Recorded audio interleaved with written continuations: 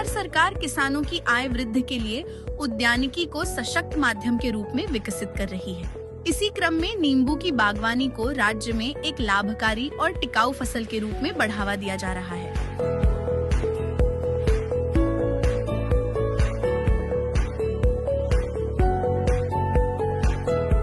नींबू एक ऐसा फल जो स्वाद, स्वास्थ्य और आमदनी तीनों का सशक्त स्रोत है।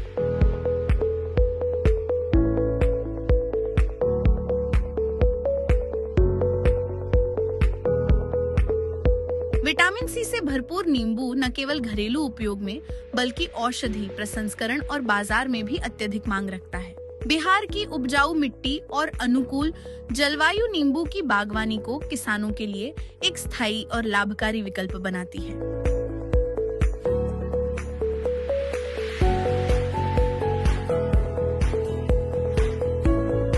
बिहार की जलवायु और मिट्टी नींबू की बागवानी के लिए अनुकूल है। बिहार के कई जिलों में नींबू की बागवानी तेजी से विस्तार कर रही है। यह फसल कम पानी में भी सफल होती है और हल्की दोमट मिट्टी में बेहतर उत्पादन देती है। और सबसे बड़ी विशेषता, नींबू की फसल से किसानों को साल भर नियमित आय प्राप्त होती है।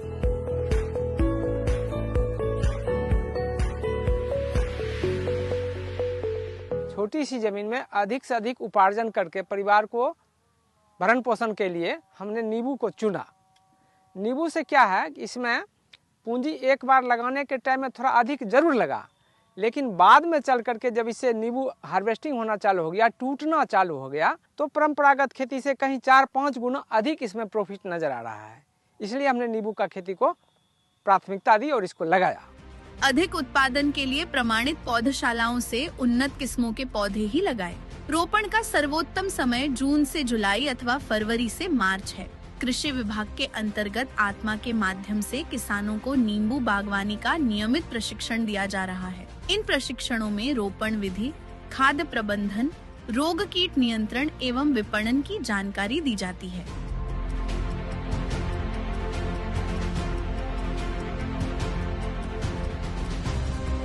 उद्यान निदेशालय बिहार सरकार द्वारा नींबू बागवानी को प्रोत्साहित करने हेतु सब्सिडी आधारित योजनाएं संचालित की जा रही है।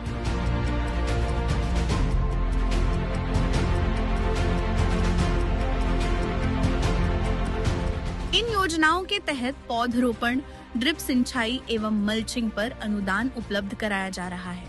सरकार का उद्देश्य किसानों को उद्यानिकी से जोड़कर उनकी आय में वृद्धि करना है।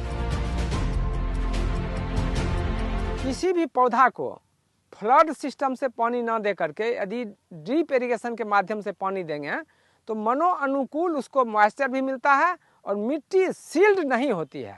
मिट्टी यदि सील्ड नहीं हुई, पौधा का जो हेयर रूट है, जो भोजन एडॉप्ट करता है, ग्रहण करता है, वो दूर दराज तक फैल करके और भोजन को लेता है। जो कोई भी पौधा यदि दूर दराज से भोजन लेगा और उसका ग्रोथ होगा तो ऑटोमेटिक उसमें फल लगेगा ही।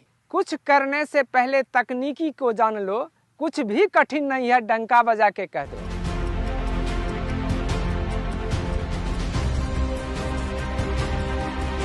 नींबू की फसल में citrus canker, leaf miner, aphid तथा थ्रिप्स प्रमुख समस्याएं हैं, जिनके प्रभावी नियंत्रण हेतु रोगग्रस्त टहनियों की समय पर छंटाई, बोर्डो मिश्रण या कॉपर ऑक्सीक्लोराइड का अनुशंसित छिड़काव, नियम आधारित कीटनाशकों का प्रयोग तथा समेकित कीट प्रबंधन पद्धति को अपनाना आवश्यक है। तो सिट्रस कैंकर में क्या होता है, जो नींबू का कवर होता है उस पे छोटे छोटे डार्ट्स टाइप के दिखते हैं, उभार टाइप के दिखते हैं। इससे बचाने के लिए हमको क्या करना है, जब भी इस तरह से बीमारियां अगर आपको दिखनी स्टार्ट हो तो हम नींबू पे क्या कॉपर ऑक्सीक्लोराइड का स्प्रे करते हैं और उसके साथ साथ उसका जो मैन्योर फर्टिलाइजर है वो अक्टूबर के महीने में हम उसमें मैन्योरिंग करते हैं, जिससे कि क्या हो कि बीमारी या फिर जो ये फंगस का ग्रोथ होता है वो रुक जाए और जिस टहनी में या फिर जिस फल में इस तरह से आ रही है प्रॉब्लम्स उसको काट के हटाते हैं और वहाँ पे कॉपर ऑक्सीक्लोराइड का लेप लगा करके कॉपर ऑक्सीक्लोराइड का पूरा स्प्रे कर देते हैं पौधे पर। नींबू की तुड़ाई हल्की हरी अवस्था में करनी चाहिए। वैज्ञानिक तुड़ाई, सही ग्रेडिंग और पैकेजिंग से बाजार मूल्य 20 से 30% तक बढ़ाया जा सकता है।